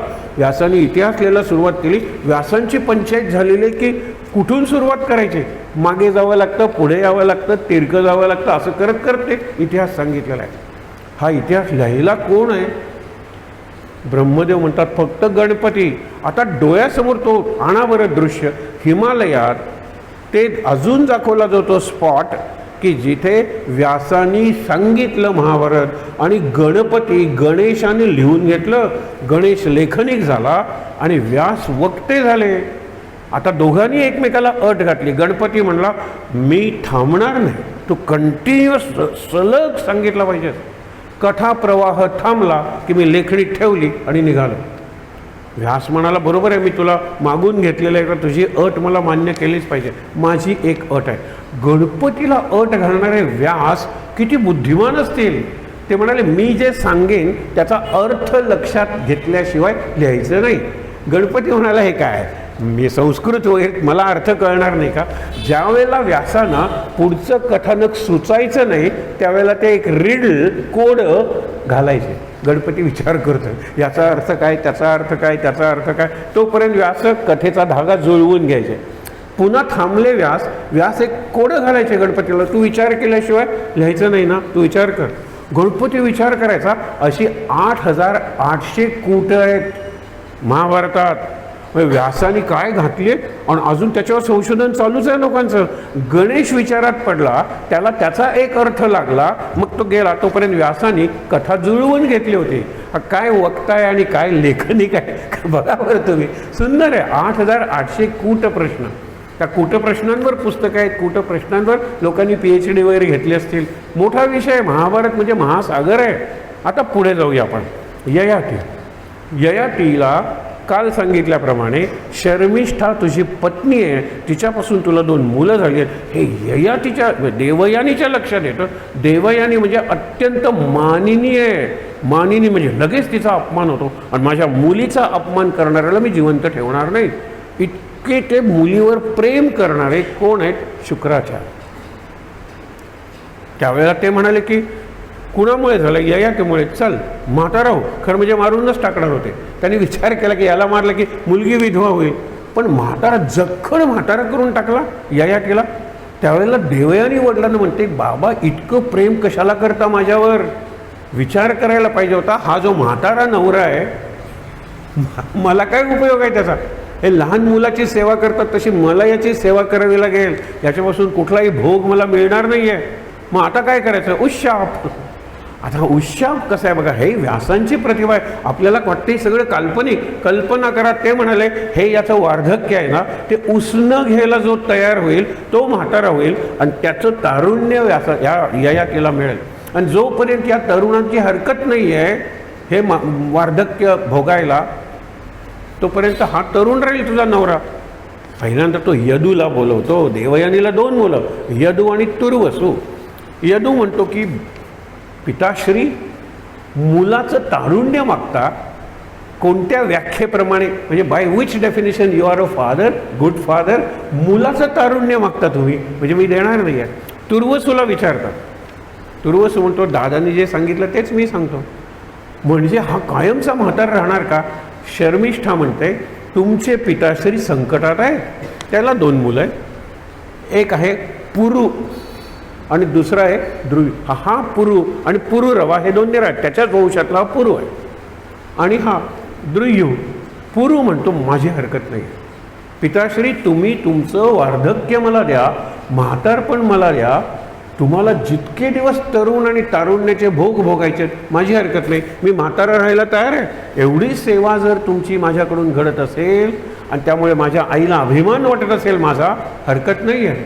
आणि त्याच क्षणी त्यांचं वार्धक्य त्या पुरूला मिळतं. आणि ते याला म्हणून पुरूचा वंश, त्याला यदूला तो शाप देतो ययाती की तू कधीही राज्यावर बसणार नाहीस, तुला कधीही राज्याभिषेक होणार नाही. आणि पुरूला म्हणतो माझा वंश तुझ्यापासून पुढे जाईल. पुरूचा वंश म्हणून त्याला पौरव म्हणायला लागले. या पुरूच्या वंशात पुढे कुरु नावाचा राजा झाला. हा इतका धर्मशील राजा होता, पराक्रमी राजा होता की धर्मक्षेत्रे कुरुक्षेत्रे, हे कुरुक्षेत्र कुरुमुळे कुरुक्षेत्र झालं. इतकी त्यांनी तिथे यज्ञ केले होते, धार्मिक कृत्य केली होती, निरनिराळ्या ग्रंथांचं पारायण केलेलं होतं, ती पवित्र भूमी झाली होती. म्हणून पुरुवंश नाव मागे पडलं, पौरव नाव मागे पडलं आणि कुरुवंश सुरू झाला आणि कौरव नाव पुढे आलं. आता या वंशात कोण जन्मले पुढे? सगळे निरनिराळे लोक जन्मलेले आहेत. भरत नावाचा, की ज्याच्यावरून आपल्या देशाला भारत नाव पडलं. हल्ली भारत नाव आपण वापरलं पाहिजे, खरंच वापरलं पाहिजे. 3 भरत मी एकेका वाक्यात फक्त सांगतो. एक भागवतातला भरत आहे ज्याला जड भरत म्हणतात, तो ज्ञानी भरत आहे. सगळी आधीची कथा सांगत नाही, कारण तो म्हणाला की मी त्या हरणात माझा जीव अडकला म्हणून मला जन्म आला, आता मी कशातच अडकणार नाही आहे. तो जड म्हणजे एखाद्या खांबासारखा असायचा, उभा असायचा. कुणीतरी बोलवलं, ये रे भरता लाकडं फोडून दे. त्यांनी लाकडं फोडून दिली, तिथे उभे राहिला. अरे ये रे भरता माझ्याबरोबर बाजारात ये, आपण भाजी आणूया. तो तिच्याबरोबर बाजारात घेतला, भाजी आणली, तिच्या घरासमोर उभा राहिला. ये रे भरता, आमच्याकडे देवकार्य आहे, पाणी भरूया. तो पाणी भरा, लाकडं फोडतोय, भाजी आणतोय, दळण सगळी कामं करायला लागला. जिथे काम संपलं तिथे तो थांबायचा. कुणी खायला दिलं खायचा, आणि कुणी खायला दिलं नाही त्या दिवशी त्याचा शब्द बोलायचा नाही. आपण एक शब्द लक्षात घेऊया, एक वाक्य लक्षात घेऊया की जीभ जशी जोडते तशी तोडते. जीभ सुईचंही काम करते आणि जीभ कात्रीचंही काम करते. बऱ्याच वेळेला आपलं जीभ कात्रीचं काम करते, संबंध तोडते. किती कटिंग बोलतो आपण. मुलगा आणि वडील यांच्यातला संवाद, सून आणि सासू यांच्यातले संवाद तुम्ही सिरियलमध्ये बघा ना, कटिंग असतात, कात्रीसारखे एकमेकीला करा कापत असतात. ती हिला कापते. हेडमिस्ट्रेस आणि शिक्षक यांच्यातला संवाद क्वचित प्रेमाचा असतो, क्वचित हिताचा असतो. प्रेम सोडा, कल्याणाचा नाही, कटिंग. आणि म्हणून तुम्ही जीभ सांभाळा. आणि जीभ सांभाळायला सगळ्यात सुंदर साधन नाम. जो नाम घेत बोलतो, जो नाम घेत काम करतो, जो नाम घेत जगतो, त्याची जीभ त्याच्या स्वाधीन होते. आणि बाकीचे 2-2 आहेत पण एक कार्य करतात. 2 डोळे 1 पाहणं, 2 कान 1 ऐकणं, 2 हात 1 करणं, 2 पाय 1 चालणं, 2 किडनीज आहेत आपल्याला, 2 लंग्स आहेत, बरोबर. 1 जीभ आहे पण तिची 2 कार्य आहेत. बाकी प्रत्येक इंद्रियाचं एकच कार्य आहे. आणि ते बाहेरून आत. बाहेरचे मला दिसतात डोळ्यांनी, बाहेरचे स्वर ऐकू येतात कानाने, बाहेरचा वास येतो नाकाने, एवढंच कार्य. जीभ बाहेरून आत खाते आणि आतून बाहेर बोलते, व्यक्त होते.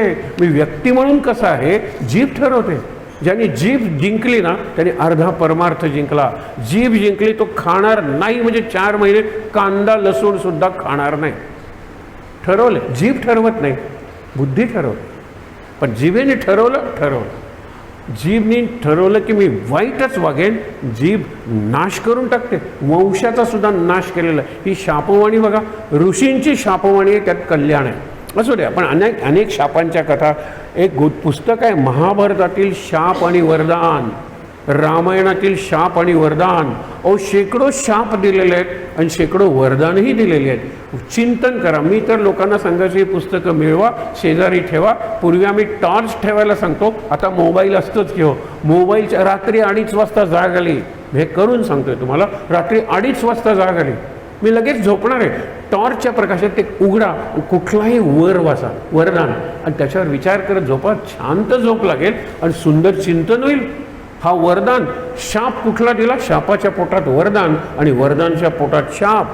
मगाशी अर्जुनाला शाप दिला, नपुसक होशील, शाप आहे. शापाच्या पोटात वरदान आहे. 1 वर्ष तुला नपुसक राहावं लागेल. अज्ञातवासात अर्जुन नपुसक राहिला.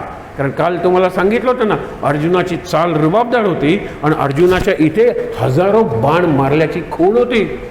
अर्जुनाला लपवणार कसं?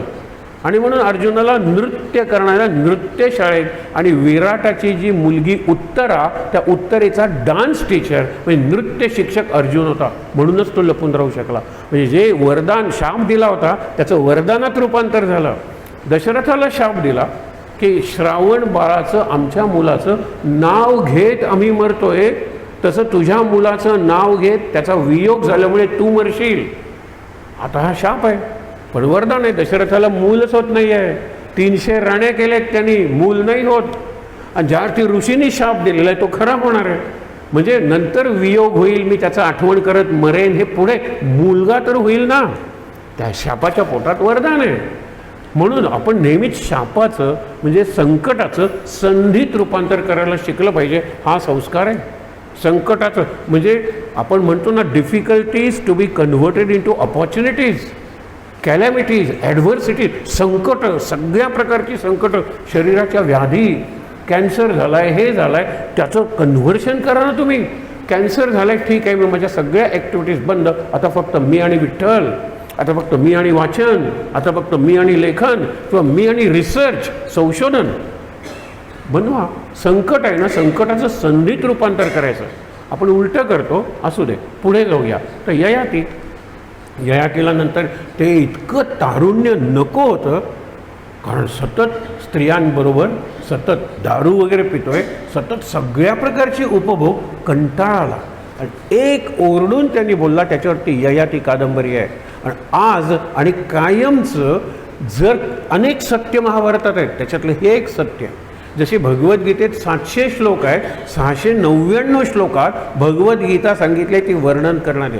शेवटचा श्लोक आहे, वर्तमानातला श्लोक आहे, कायमचा श्लोक आहे. यत्र योगेश्वर कृष्ण यत्र पार्थो धनुर्धरा तत्र श्री विजयो ध्रुवानीती भूती, म्हणजे समृद्धी. हे सगळं असेल, पण ज्ञान सांगणारा कृष्ण पाहिजे आणि रक्षण करणारा अर्जुन पाहिजे, पार्थ धनुर्धरा. हे विचार करा, हे तसं सत्य सांगितलंय. सध्याचा काळ बघा बरं कसा आहे. तो काय सांगतो, न जातु काम कामानाम उपभोगेन शाम्यती. शमन म्हणजे अग्निशमन दल असतं की नाही, फायर ब्रिगेड. तुम्हाला निरनिराळ्या वासना, निरनिराळ्या कामना, निरनिराळ्या इच्छा, निरनिराळ्या आकांक्षा, त्याचं तुम्ही भागवायच्या म्हणलात तर कधीच भागणार नाही. ही भूक कधीही भागणार नाही. मला पाहिजे ते प्लेजर. दारूचं असंच होतं ना, एकच प्याला. इट बिगिन्स विथ 1 प्याला अँड कंटिन्यूज विथ 1 प्याला टिल द एंड. 1 प्याला. एका सिगरेटने सुरुवात होते. सिगरेट एक छोटासा डोस ड्रगचा कायमचं राहतं ते. हे विचार करूया आपण. आणि म्हणून न जातु काम कामानम उपभोगेन शाम्यती. पुढचं जे दुसऱ्यात उदाहरण दिलेलं आहे ते मी हल्लीच्या भाषेत तुम्हाला सांगतो. हविषा, हविषा म्हणजे आहुती. कृष्ण वर्तमा म्हणजे अग्नी. भूय एवाभिवर्धते, अग्नी पेटलेला आहे. अग्नीला विचारा तुला काय पाहिजे, तो म्हणेल मला तेल पाहिजे, तूप पाहिजे. बरोबर.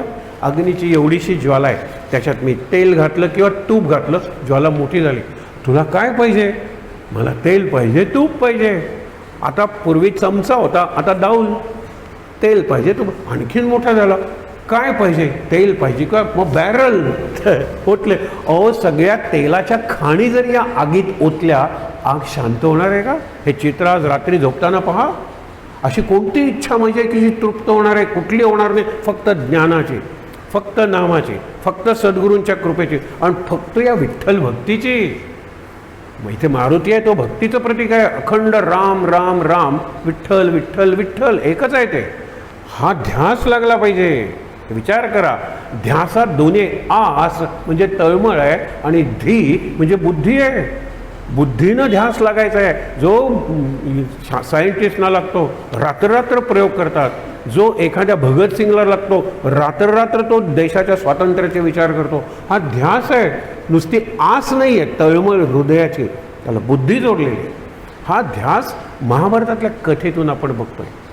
तर हे लक्षात घ्या की ज्या वेळेला गणेश लिहितोय, हा प्रवाह चालू आहे, आपण ययातीपर्यंत पोचलेलो आहे. ययाती म्हणतो उपभोग तुम्हाला घ्यायचे असतील ना, तर उपभोगावर मर्यादा घाला. उपभोग पाहिजे, आणखीन उपभोग, आणखीन पाहिजे, आणखीन आणखीन आणखीन. तुम्ही थांबणारच नाही. हे ड्रग ॲडिक्ट शेवटी काय हालत होते. म्हणून एक उलट फेरायला पाहिजे, पलट, अबाउट टर्न. मागे एक कथा सांगितली होती, या संदर्भात लक्षात ठेवा. ती कथा एवढी महत्त्वाची आहे की एक अत्यंत श्रीमंत माणसाचा एकुलता एक मुलगा, बडे बाप की बिगडी हुई औलाद, हे आपल्याला पाठ झालेलं आहे. सगळ्या प्रकारची व्यसनं, सगळीकडे अपयश.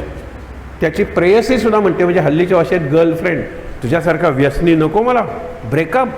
असं करत करत तो एवढा निराश होतो, कफल्लक होतो, ही बिकम्स ब्रोक.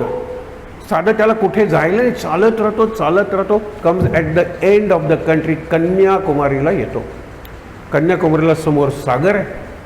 आता म्हणतो सागरात चालत राहायचं, I have to end my life. अशा वेळेला एक अत्यंत तरुण सुंदर चित्रकार युवती, स्त्री, ती सनसेटचं चित्र काढते. हा मध्ये उभा राहिलाय, सूर्य आहे. तुम्ही बघा ना, कन्याकुमारीला अगदी जवळ त्या लेव्हलला सनसेट दिसतो. त्यावेळेला ती म्हणते की अबाउट टर्न, बाजूला हो, मागे फिर. हा म्हणतो कोण इथे बोलले होते मला, मागे फिर. मग ते चित्र अर्धवट ठेवते. तू कुठे उभा आहेस? तो म्हणतो मी जीवन संपवून, एंड ऑफ द लँड आणि मृत्यूचा सागर, तिथे मी उभा आहे. आता तू माझ्याकडे वळलास, आता कुठे आहेस रे तू? मृत्यूचा सागर मागे आहे, पण जीवनाची भूमी तुझ्या पुढे. You are not at the end of the tip of India, you are at the beginning of the tip of India. Start new life. तो नवीन जीवन सुरू करतो आणि पुन्हा पहिल्यासारखा होतो.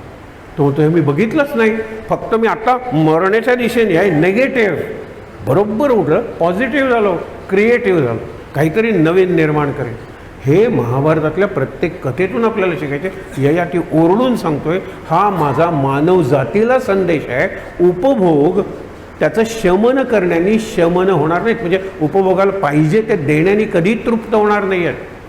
तुम्ही विचार केला पाहिजे, उलट फिरलं पाहिजे. हे उलट फिरलं तरच तुम्ही वाचणार आहात आणि प्रगती करणार आहात. कधीतरी हे रिहॅबिलिटेशन म्हणजे काय आहे, हे आपण म्हणतो अल्कोहॉलिक ॲनॉनिमस, आता ड्रग्ज वगैरे. आणि मागे तुम्हाला सहज सांगावं असं वाटतं, सावध राहा तुम्ही. परवा पुण्याला गेलेलो असताना एका मित्राला विचारलं, त्याचं जगातलं प्रसिद्ध असं रिहॅबिलिटेशन सेंटर आहे. त्याला म्हणलं मला एका सेक्शनला फक्त भेट द्यायची. कुठला section? Cigarette addict, alcohol addict, drugs addict, gambling जुगार ॲडिक्ट. तो म्हणला नाही, ह्याच्यापेक्षा मोठ्या वॉर्डमध्ये मी घेऊन जातो. स्क्रीन ॲडिक्ट, मोबाईल, लॅपटॉप आणि कम्प्युटर या स्क्रीनचं ॲडिक्शन झालेली वेगळी मुलं आहेत. अगदी तरुण, मेंटल डिरेंजमेंट, डिमेन्शिया, म्हणजे टोटल ब्रेन डेथ होतो शेवटी. सावध होऊया आपण. ती साधनं आहेत ना, साधना आणि साधन याच्यात फरक आहे. साधना म्हणजे तपश्चर्या, आणि साधन is instrument, tool, means, gadget, device, machine. त्याच्या आहारी मी जाणार आहे. अरे माणसाने तयार केलं नाही सगळं, मी माणूस आहे ना, I will be the king. Swami हे कृष्णाकडून शिकायचं, हा महाभारताचा संदेश आहे. सगळं तुम्हाला मिळालेलं आहे. देह स्वामी म्हणा इंद्रियांचे, गुलाम नकोत. पैसा स्वामी म्हणा पैशाचे, गुलाम नकोत. सत्ता स्वामी म्हणा सत्तेचे, गुलाम नकोत. आपण गुलाम व्हायला तयार आहोत, कारण सोपं आहे ना, सोपं आहे गुलाम म्हणून. स्वामी म्हणजे केवढी जबाबदारी आली, कॅरेक्टर जपणं आलं, निश्चय, निग्रह, मुख्य म्हणजे टेकिंग डिसिजन्स. गुलामाला काय, मालक सांगेल ते करायचं, मालक सांगेल ते करायचं, विचाराची गरजच नाही आहे. महाभारत आपण विचार करत बघतोय. म्हणून ययातीच्या पुढचा जो आहे ना, यदू राजा झाला. यदूचं सगळं कथानक भागवतात येतं, 11वा स्कंद. यदू हा चांगला राजा आहे, पण तो राजा झालेला नाही, लक्षात ठेवा. मग इकडे भरतापासून तो वंश पुढे सुरू होतो. भरत, दुष्यंत, शकुंतला. काल आपण बघितलं होतं, दुष्यंत आणि शकुंतला याची फाटाफूट झालेली आहे, कारण शाप मिळालेला आहे. कुणाचा शाप? दुर्वास ऋषींचा. कारण दुर्वास ऋषी येऊन उभे राहिलेले आहेत आश्रमाच्या दारात, आणि शकुंतला जी रिंग मिळालेली आहे, कुणाची? वेडिंग रिंग कुणी दिलेलं आहे? दुष्यंताने. दुष्यंत म्हणला, आत्ता इथे गांधर्व विवाह झालेला आहे, तुझे पिताश्री जे कण्व मुनी आहेत त्या आश्रमात झालेला आहे, मी हस्तिनापूरचा राजा आहे, मी जातो तिथे हे करतो आणि आपण अत्यंत सन्मानपूर्वक तुला घेऊन जातो, तिथे लग्न करूया. ही त्या अंगठीकडे बघत बसलेली आहे आणि ते क्षण आठवते. दुष्यंत, मी, एकांत, इकडे हे करतायत, लक्षच नाही आहे. ते शाप दिला त्यांनी की ज्याचं स्मरण करताना तुला माझं विस्मरण झालेलं आहे, तो तुला विसरेल, तो तुला विसरेल. आणि त्याचं प्रतीक म्हणून ही जी अंगठी आहे ना, ती हरवेल. अंगठी त्या जलाशयात पडते, ही त्या तलावाच्या काठी अशी झोपून ते स्वप्नरंजन चाललेले आहे. आणि दुर्वासांकडे हे जाऊ दे. आणि मग पुढे तिला दोघेजण एकत्र आलेले असतात, मुलगा होतो, आणि हा मुलगा जरा मोठा होतो. दुष्यंत शकुंतलेला शोधत शोधत येतो, आणि भरत, दुष्यंत शकुंतला, हा भरत हा एक राजा. भरतापासून पुढचं राज्य हा दुसरा भरत, हा कर्मयोगी भरत. मगाशी सांगितला जड भरत हा ज्ञानी भरत, आणि भक्त भरत रामायणातला आपल्याला माहीत आहे ना, रामाचा त्यांनी राज्य, पादुका वगैरे सगळं तो माहीत आहे, तो भक्त भरत म्हणून आपला देश भारत. कर्मयोगी भरत, वाघाचे दात मोजणारा दुष्यंत शकुंतलेचा म्हणून आपला भारत. आणि तो जड भरत, ज्ञानी भरत म्हणून आपला भारत. भारताला किती किती परंपरा आहे हो. पुढे जाऊया, अत्यंत महत्त्वाच्या प्रसंगी येऊया. आता ह्या याच्यात एक राजा होतो शांतनू. शंतनू राजा, शांतनू म्हणतात ना, शांत तनू. तो एवढा आरोग्यवान आहे हो, पण शांत मन नाही आहे. 2 पत्नी आहेत ना, त्याची कथा सांगून तिथपर्यंत येऊन आपण आज थांबणार आहोत. हा शांतनू, त्याला एवढ्या जडीबुटी माहीत होत्या, निरनिराळ्या व्याधींवरची औषधं होती की भारताच्या बाहेरून सुद्धा लोक त्याच्याकडे वैद्य म्हणून यायचे. आणि त्याला माहिती होती चांगली, मन शांत नाही. तो असा गंगेच्या काठी फिरत असताना आपल्याला एक चांगली जोडीदारीण पाहिजे लग्न करायला. आता पुढे खूप आधीच्या कथा आहेत, सांगत बसत नाही. एक गंगा स्त्री बनून त्याच्या समोर येते. तो म्हणतो तू कोण, तू कोण? तर हा म्हणतो की नाही मी राजा आहे हस्तिनापूरचा. ती म्हणते की मी गंगा नदी स्त्री होऊन आलेली आहे, माझी पत्नी होशील, मी तुझ्या प्रेमात पडलेलो आहे. त्यावेळेला ती म्हणते हो माझी एक अट आहे की मी काय करेन त्याचं करू द्यायचं, मला का करतेस म्हणून प्रश्न विचारायचा नाही. का प्रश्न विचारले की मी निघून जाणार. दोघांचा संसार सुरू होतो, गंगा आणि शांतनू. चांगला आहे. पहिला मुलगा होतो, गंगा उचलते आणि गंगेत नेऊन टाकते. ह्याला विचार नवीन बाळ नाही नवीन जन्मलेलं प्रश्न विचारला की निघून जाणार आहे. 7 मुलांना ती बुडवते की हो. आता ही गोष्ट सांगायलाच पाहिजे. तर भीष्मांचा पूर्वीचा जन्म काय, भीष्मांना कुठला शाप मिळाला हे कळलं पाहिजे आपल्याला. असे सगळे जोडलेल्या त्या कथा आहेत. पण हे लक्षात ठेवा, 7 मुलांना ही टाकते. 8व्या वेळेला तो तिला अडवतो विचारतो तू आई आहेस का राक्षसीन, स्वतःच्या मुलांना गंगेत टाकतेस. ती म्हणाली मला तू प्रश्न विचारलायस, का टाकतेस प्रश्न आहे. तेव्हा हा मुलगा आहे, हा मी आत्ता घेऊन जाते, काही वर्षांनी मी तुला परत आणून देईन. हा गंगापुत्र देवव्रत भीष्म. आता पुढची कथा भीष्मापासून सुरू होते, पण त्याच्या आधीचा हा एक महत्त्वाचा भाग बघा की ज्या वेळेला हा शांतनू असा निघालेला आहे, हे 7 मुलं कुठली हो. आधीची गोष्ट सांगायलाच पाहिजे. ऋषी वसिष्ठ त्यांचा आश्रम, तिथे तो राजा जातो. हे 8 गंधर्व जातात, पण गंधर्व नाही वसू, 8 वसू. त्यातला शेवटचा 8वा वसू आहे द्यू. तो पुढच्या जन्मात भीष्म होतो, त्याला शाप मिळतो. या 8ही जणांना शाप मिळतो. अरे वसिष्ठ ऋषींच्यात नंदिनी नावाची गाय आहे. नंदिनी म्हणजे कामधेनू. हे 8 म्हणतात की हे गंधर्व वगैरे पृथ्वीवर येतात, कारण त्यांना तिकडे काही रमत नाही. पृथ्वीवर केवढी व्हरायटी हो. साधं पेय शब्द उच्चारला की दुधापासून निरनिराळी पेय, आणि संध्याकाळची पेय काय मी सांगायला पाहिजे तुम्हाला, किती पेय. तिकडे फक्त अमृत हो, अमृत पिऊन कंटाळतात. तिकडे फक्त एकच झाड, कल्पवृक्ष आपल्याकडे किती झाडं आहेत. आंब्याचं झाड आहे, नारळाचं झाड आहे, काट्याचं झाड आहे, विषारी फळांचं झाड आहे, केवढी व्हरायटी आहे. ज्याला बायोडायव्हर्सिटी म्हणतो. म्हणून हे गंधर्व वगैरे पृथ्वीवर येतात. पुढे महाभारतात महत्त्वाचे प्रसंग घडलेले आहेत. हे गंधर्व आलेले आहेत, त्यांनी जलक्रीडा केलेली आहे आणि त्यांना भूक लागलेली आहे. वसिष्ठ म्हणतात तुम्ही आंघोळ करूनच आलेला, बसा जेवण देतो. ही कामधेनू आहे नंदिनी. नंदिनीला सांगतात एवढी माणसं आहेत त्यांना तू जेवण दे. ती जेवण तयार करते, सगळ्यांना जेवण दिलं जातं. ते विचारतात की ही कोण आहे, इतक्यात कसं तुमचं रांचीकूड, तुमच्या रांचीकूड वगैरे काही नाही, रांधपी वगैरे काही नाही, ही नंदिनी आहे कामधेनू. मग आम्हाला पाहिजे, ऋषींना कशाला पाहिजे, आम्ही गंधर्व आहोत. ते म्हणाले कामधेनू माझ्या दारात आलेली आहे. एक लक्षात ठेवा, हा मोठा विचार आहे. एका वाक्यात तुम्हाला सांगतो 4 गोष्टी माणसाला हव्या असतात. एक कामधेनू कामना इच्छा सांगेल ती पुरवेल. अरे ज्यांच्या कामना तृप्त झालेल्या आहेत, एकही कामना उरलेली नाही, त्यांच्या दारात कामधेनू येते. ऋषींना कुठली स्वतःसाठी इच्छा उरलेली आहे. कल्पवृक्ष आपल्याला पाहिजे, त्याच्या खाली बसून कल्पना केली की वा ते मिळणार आहे तुम्हाला. ज्याच्या कल्पना पूर्णपणे शांत झालेल्या आहेत ना, त्याला कल्पवृक्ष मिळतो. चिंतामणी, तो मणी हातात घेऊन चिंतन केलं, मी जे चिंतेन विचार करेन ते मला मिळणार आहे. आणि ज्यांचं चिंता संपूर्ण संपलेलं आहे त्यांना चिंतामणी मिळतो. हे लक्षात ठेवा.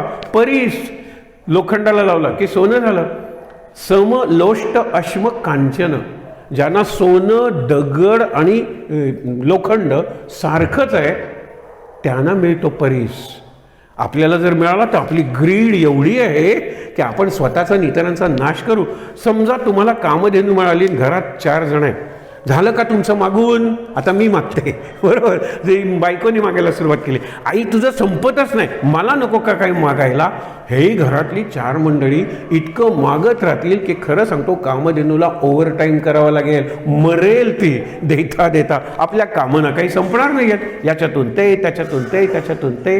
म्हणून आपल्याकडे कामधेनू येणारच नाही आहे. सगळ्या कामना तृप्त झालेल्या आहेत, एकही कामना उरलेली नाही. उरली ती आता तुका म्हणे आता उरलो उपकारापुरता, एकच कामना उरलेली आहे. हे लक्षात ठेवा, त्यांना मिळणार कामधेनू. तर इथे काय झालं, नंदिनीला उडून घेऊन जायला लागले ते गंधर्व. ते म्हणाले उडून नेऊ नका तिला, तिला प्रार्थना करा, प्रसन्न करा, ती येईल तर येईल तुमच्या मागे. मग ते झाल्यानंतर तरी तिला ओढायला लागल्यानंतर वसिष्ठांनी शाप दिला, मानव जन्म घ्यावा लागेल.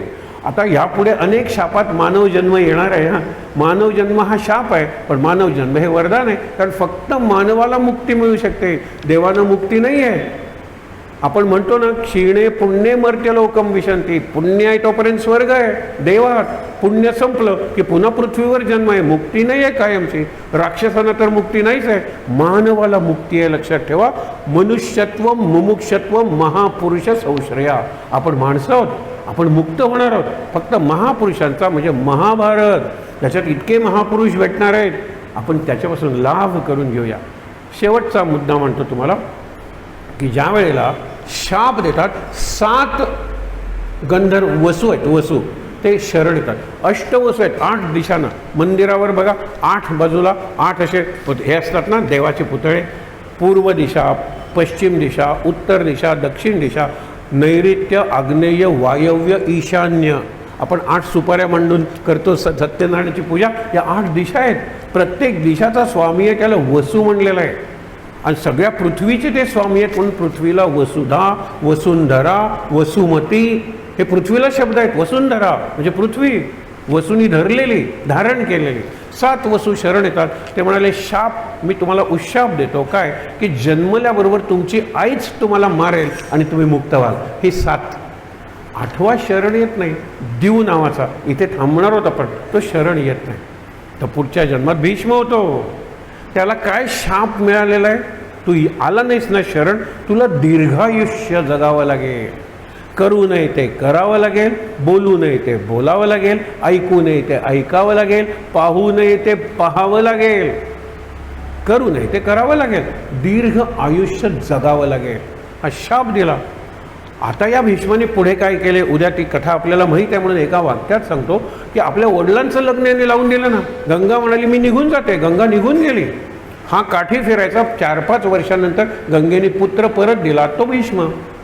त्यावेळेला तो भीष्म नव्हता. भीष्म केव्हा झाला, ज्यावेळेला आपल्या वडिलांचं लग्न या मुलांनी लावून दिलं. असं पात्र कालिदासालाही सुचलेलं नाही, शेक्सपियरलाही सुचलेलं नाही, फक्त व्यासानं सुचलेलं आहे. ज्यावेळेला गंगा गेली त्यावेळेला गंगेच्या काठी उदास असताना त्याला सत्यवती भेटते. तो व्यासांचं आई आहे, ती व्यासांची आई. तो उद्यापासून बघूया इतिहास, पण तो सांगत नाही. कारण हा एवढा मुलगा माझा राजा व्हायला आलेला आहे, राजपुत्र म्हणून त्याला अभिषेक झालेला आहे भीष्माला.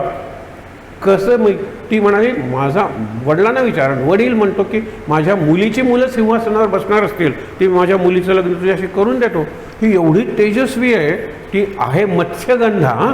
पण पराशर ऋषी, आपल्याला मत्स्यगंधा नाटकातली गाणी माहीत असतील, देवा घरचे ज्ञात कुणाला साध देते हिमशी खरे वगैरे, हे सगळं लक्षात घ्या. तो म्हणतो मला पलीकडे ते मला हिमालयाची शिखरं बोलावत आहेत.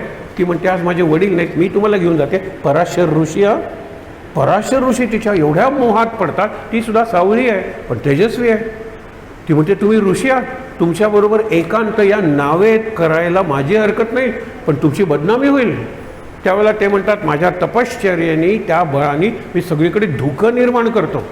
काय कल्पना आहे बघा, सगळीकडे धुकं दिसतच नाही काही, आणि त्यांचा एकांत त्या नावेत होतो. हे निघून जातात हिमालयात. हिला मुलगा होतो व्यास. व्यासानं कुठे वाढवते, बेटावर. आता हा व्यास बेटा पुढे महाभारत लिहिणारा बनला आहे. त्यांनी काय काय लिहिले, उद्या पुन्हा व्यासांचं चरित्र बघूया. पण इकडे भीष्मांचं काय झालं, वडिलांचं शंतनू. तो भीष्म गेले त्या सत्यवतीच्या वडिलांकडे. ते म्हणाले अरे तू राजा होणार आहेस, हिच्या मुलांना काय गुलाम बनायचं आहे, तुझा दास. नाही नाही म्हणाले, मी राजा होणार नाही, वचन देतो. अरे पण तुझी मुलं होतील, मी लग्न करणार नाही, वचन देतो. त्यावेळेला त्याला भीष्म म्हणायला लागले. तो देवव्रत आहे, तो गंगापुत्र आहे म्हणून जातो. तो म्हणतो मी कधी सिंहासनावर बसणार नाही आणि माझी मुलंही बसू नयेत म्हणून मी कधी विवाह करणार नाही.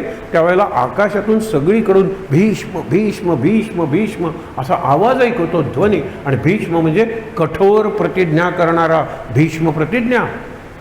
गंमत बघा की ज्या वेळेला तो म्हणतो की आता माझ्या वडिलांशी लग्न करायला हरकत नाही, तो म्हणतो हो माझा तुझ्यावर विश्वास आहे. आपल्या वडिलांचं तो लग्न लावून देतो सत्यवती त्याचा. आणि त्यावेळेला आलिंगन देतो शंतनू, की असा मुलगा विरळा की ज्याने आपल्या पित्याचं लग्न लावून दिलं. तुला मी वर देतो, इच्छा मरणी हो. आता ज्यावेळेला द्रौपदीचं वस्त्रहरण होत असतं त्यावेळेला का नाही मेले भीष्माचार्य? ज्यावेळेला त्यांना कौरवांच्या बाजूनी लढावं लागतं त्यावेळेला का नाही मेले भीष्माचार्य? कारण ही कात्री आहे, शाप आहे, दीर्घायुष्य. करू नये ते करावं लागेल, बोलू नये ते बोलावं लागेल, हे सगळं बघणार होतं आपण. आणि हा वरदान कुठलं? इच्छामरण. म्हणजे त्या बाणावर सुद्धा ते 54 दिवस राहिले. उत्तरायण सुरू झाल्यानंतर ते गेलेले इच्छामरण. शेवटी गोंदवलेकर महाराजांचं वाक्य सांगतो, इच्छामरण म्हणजे मरायचं केव्हा हे ठरवणं सोपं आहे हो त्या मनाने. इच्छांचं मरण ते इच्छामरण. मला कुठली इच्छाच राहिलेली नाही, मी तृप्त आहे, मी समाधानी आहे, मी आनंदी आहे. इथेच आपण थांबूया. आहे त्या ठिकाणी ताठ. इच्छांचंच मरण. किती इच्छा, किती वासना आणि किती कामना. शांत. श्लोक म्हणूया आणि शांतीपाठ. ओम सहनाववतु सहनौ भुनक्तु सह वीर्यं करवावहै तेजस्विनावधीतमस्तु मा विद्विषावहै. ओम शांति शांति शांति. तीनदा दीर्घ श्वासोच्छ्वास.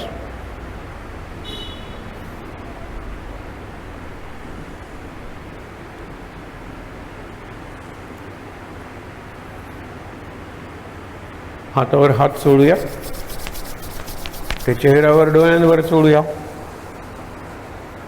अगदी सावकाश डोळे उघडून विठ्ठल, रखुमाई आणि हनुमान दर्शन घेऊया आणि इथे जमलेल्या सर्वांना नमस्कार करूया.